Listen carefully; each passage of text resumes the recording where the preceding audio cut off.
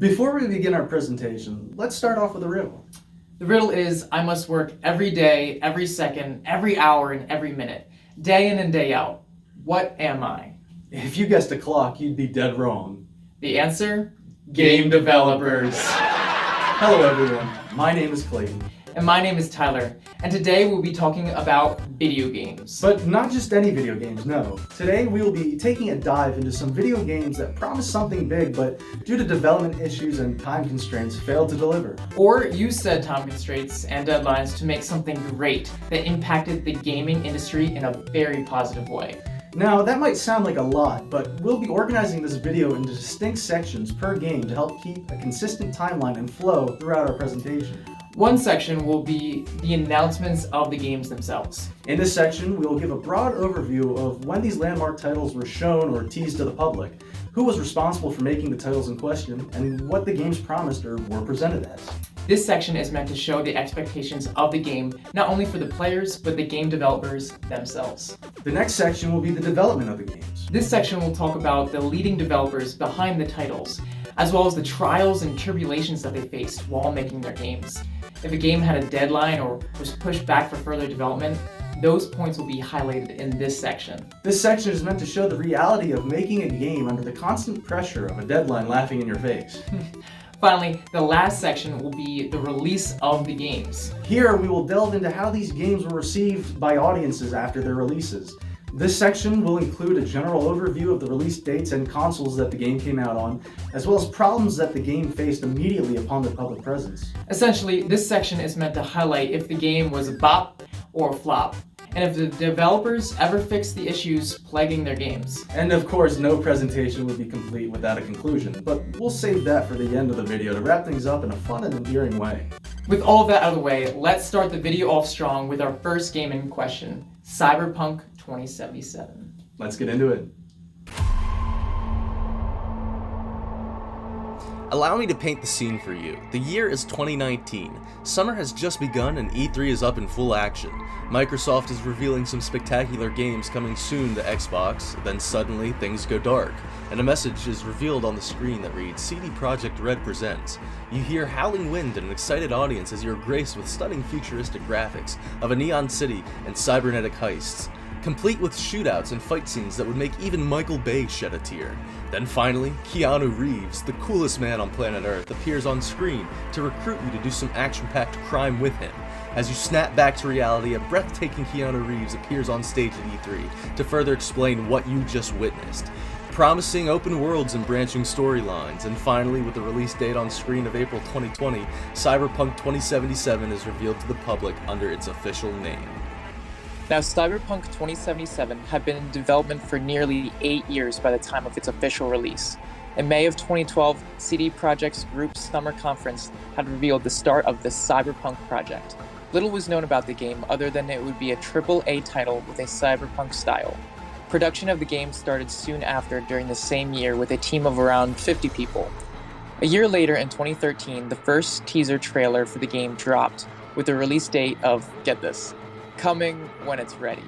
The trailer was extremely well received by fans and Cyberpunk quickly gained a following. But CD Projekt went silent on Cyberpunk for nearly 5 years until 2018. After a long wait, fans of the game were shown a 50-minute presentation of the gameplay that showcased some of the first story missions in the game. At this point, the game seemed almost complete. The fans of the game, both new and old, expected something big. Of course, a lot of the hype around the game came from E3 2019, where Keanu Reeves and Microsoft helped to give the game even more momentum, boosting the project into an internet mainstream. Then came April 2020, and May and June, but there was still no word of Cyberpunk being released. Finally, it was announced that Cyberpunk 2077 would be released in September of 2020. Or so we thought. CD Projekt then delayed the game again to November 2020. At this point, lead developers were getting death threats from angry fans who wanted their hands on some sweet cybernetic action. For a final time before November, CD Projekt pushed the game back once more to December 10th, 2020. On that day, the game was finally released on PS4, Xbox One, and PC with very mixed reviews. Critics loved the story of the game, as well as a fresh setting not commonly found in AAA games. However, many criticized the shallow portrayal of the cyberpunk genre, calling the game's themes of anarchy ironic. But presentation wasn't its only issue. Many bugs and glitches came jam-packed in all 3 releases, but most notably on the consoles. With a media and audience opinion that this would be the defining game of the year, Cyberpunk 2077 and CD Projekt took a huge financial hit when its buggy release and disappointing pushbacks warranted many copies of the game to be refunded past take-back deadlines. Some attribute the disappointment of Cyberpunk to CD Projekt's general unknowing of how big in scale the game would turn out to be. Coupled with the fact that most of the game was developed during the latter half of 8 years, CD Projekt had robbed themselves of time. When the majority of time went into the story aspects, little was used for bug testing and AI programming, making elements of the game's serious world feel silly and robotic. With few updates to correct major bugs in the game, Cyberpunk 2077 sits as a game that was hyped up to be a letdown. But it could have been worse. It could have been No Man's Sky. No Man's Sky is an infamous example of game development gone wrong. But before we talk about the game, we must first talk about its game developers. Hello Games. Hello Games started as an indie company founded in 2008. Known for their first series called Joe Danger, Hello Games was put into the mainstream's eyes after The Guardian listed them as one of the most innovative and creative companies of 2010. Since then, they have strived to make fun and innovative games unlike anything coming before them. And of course, one of these games happens to be No Man's Sky. After its initial tease in 2013 at the VGX award show, Hello Games promised an ever-expanding galaxy of planets with infinite possibilities and innumerable explorations. While the game was teased in 2013, the announcement for it to be released, June 2016, was announced in March of that same year. The timeline for No Man's Sky's development goes something like this. No Man's Sky was developed by a 4-person team at Hello Games and was first teased at the VGX 2013 award show as previously mentioned. It was promoted as an infinitely expansive game with the help of a technique called procedural generation, a method of creation utilizing random number generation and a few player/programmer decisions. After its reveal, the media continued to hype up the game throughout 2013 and 2014, and Sony even obtained publishing rights for it to be released on PS4. After more development throughout 2015 and the promise of 4.3 billion planets to explore, an impossible number of planets for all players to find and explore alike we should add, Hello Games and Sony announced that the game would be released in June of 2016. Keep in mind that this is nearly 3 years of development going into this game, with little to no gameplay footage shown in between announcements. About a month before the game's release, Hello Games announced that the game would be delayed until August 2016, as the team needed to polish up a few problems pursuing them. The game finally released on August 9th, 2016. Upon release of No Man's Sky, the game received mixed to average reviews. While many players loved the procedurally generated galaxy of the game, just as many people found the planets to be repetitive and the creatures found to be goofy.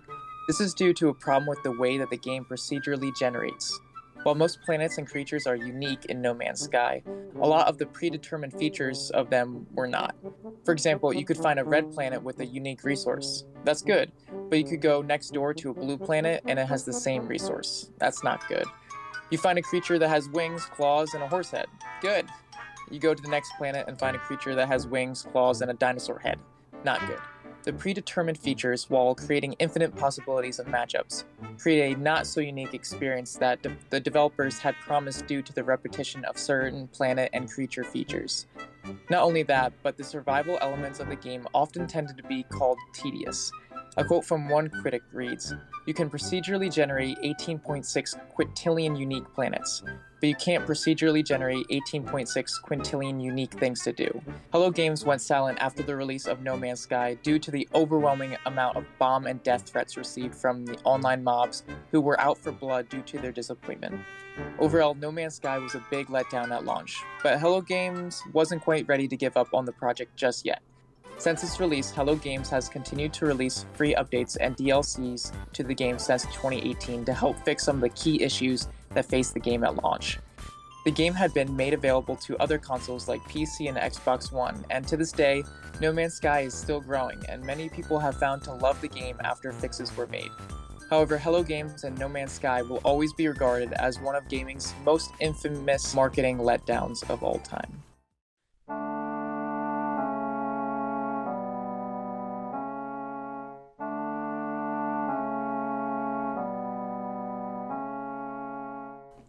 Moving right along, let's talk about The Legend of Zelda Majora's Mask. The Legend of Zelda is one of Nintendo's greatest and most recognizable series, spanning from its first title in 1986 to the present day. But Zelda wasn't always this big. In fact, during its earlier years, only 5 main series games came out over a 12-year period. While all 5 of these games are influential, Ocarina of Time, the newest game at the time, is the basis for today's lesson. To summarize, Ocarina of Time practically perfected the 3D Zelda formula and became one of the most highly regarded video games ever made just by 1998. 3D exploration and one of the first open-world games fueled Nintendo to continue to make more Zelda games in its style for years to come. The direct sequel to Ocarina of Time, before being called Majora's Mask, was first teased in 1999 without an official name. Just a year later, in November of 2000, Nintendo officially named and gave Majora's Mask the release date of Holiday 2000. While little was known about the game in development, the game was rumored to be a direct sequel to Ocarina of Time. Like I said, one of the most influential games ever created. Majora's Mask development cycle is pretty interesting when considering Nintendo's standards for making a game. After the success of Ocarina of Time, Nintendo started to experiment making games on discs instead of cartridges. An idea was formed to take the influential Ocarina of Time and remake the game to be harder with more content for the failed Nintendo 64 disc drive, something that series developer Eiji Aonuma was strongly against. After the commercial failure of the disc drive and the need to please eager fans awaiting a new Zelda game, Aonuma approached Nintendo officials asking to make a new Zelda game rather than remixing a previous one. Nintendo agreed under the condition that the game had to be finished in exactly 1 year. Bargaining with properties is something that Nintendo has been very rigid about in the past, so it came to a shock to Aonuma that they had been so readily available to give him the chance to make the next main series Zelda game under a hefty time constraint. It took about 7 years in between home console releases of A Link to the Past and Ocarina of Time, so making a new 3D Zelda game in just under 1 year seemed impossible. While leading a team on the game occurred immediately in 1999, Aonuma became incredibly stressed very quickly to the point where he would have recurring nightmares about the game and its characters. These nightmares would often serve as the inspiration of in-game events and storylines that can be found in the world of Termina, the game's twisted version of Zelda's recurring Hyrule. In fact, the game reused the same engine and assets found in Ocarina of Time, further driving home the feeling of a familiar series, yet in a completely bizarro world flipped on its moon-shaped head. While under the extreme 1-year time constraints, the team behind Majora's Mask used their feelings of gloom and dread to create a Zelda world unlike any other. Odd and evil occurrences, a feeling of uneasiness, and often dark humor plagued the land of Termina, all while the world-ending moon looms overhead everywhere you turn. The team even used the idea of a time constraint as the main mechanic of the game. The player only has 3 days to prevent the world from ending, and if the player fails, well, that's it. Life in Termina ceases. It's extremely dark for a Zelda game, let alone any Nintendo game at the time. After a year of stress and hard work, Aonuma's team had finished Majora's Mask and the game was released on time by holiday of 2000. Majora's Mask received critical acclaim, selling extremely well for a console that was towards the end of its life cycle. Metacritic, a popular game rating organization, gave the game a 95 out of 100. Game Informer, a widely respected gaming magazine, called the 3-day cycle one of the most inventive premises in all of gaming. It is often regarded as the darkest and most original Legend of Zelda game to date, and it even scored a remake for the 3DS in 2014 for younger fans of the series to give a spin. Overall, Majora's Mask was a phenomenal case where developers took something as scary as a make-or-break deadline and turned it into something magic that is still loved to this day. And while every aspect of the game was very out of character for Nintendo, Majora's Mask will continue to hold a place in many players' hearts for years to come. Well, there you have it. 3 games that promised something big and failed to deliver. Or turned into something great. While we talked about the stresses of game development in class, it is clear to see that these 3 games were no exception to the harsh truth that working with video games is not all fun and games. But at the end of the day, even if destined to fail, the teams behind the game created something unique that no other game can replicate quite the same way. If it isn't the world of Cyberpunk, the infinite possibilities of No Man's Sky, or the stress amalgamation of Majora's Mask that sets them apart from others, the unique stories that these games tell that have been perceived by so many players across the world, and the feelings of joy, fun, and nostalgia that they created are sure to be regarded as a win at the end of the day. As time goes on, more and more people will continue to appreciate these games, and sequels are bound to happen at some point. But as they stand, these games and their developers didn't fail in regards to originality. With a lack of time, they were able to create fun times. This has been Clayton. And this has been Tyler. Thanks for watching.